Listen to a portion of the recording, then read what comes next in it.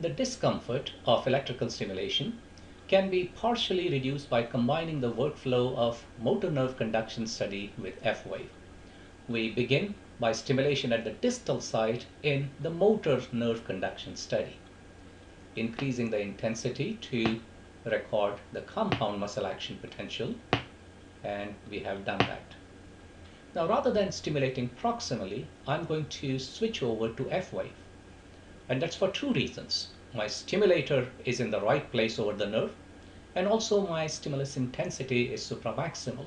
So I don't have to redo this adjustment for F-wave, thus reducing the number of stimuli and patient discomfort.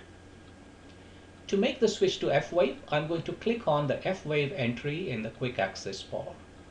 One could also do this by using function keys or buttons on the console if programmed. As I go to F-wave, notice my stimulus intensity of 26 is preserved. And also my response from the motor nerve conduction is brought over into the F-wave. It does have a small F-wave in it, which is marked by the system.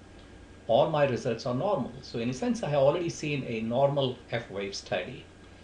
But we do like to stimulate a few more times to accurately measure the F-wave latency. So I'm going to do that now. Stimulate a few times. I'm happy with my F-wave tests. I will go back to the motor nerve conduction study. And once again, I will do this by clicking on the motor NCV entry in the quick access bar. This brings me back to the motor nerve conduction for the proximal stimulation. Stimulating proximally.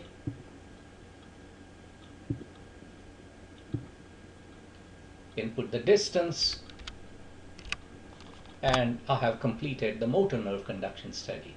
So by combining the workflow of motor and F-wave tests, we not only reduce the time of testing, but we also reduce the number of stimuli given to the patient and thus reduce patient discomfort.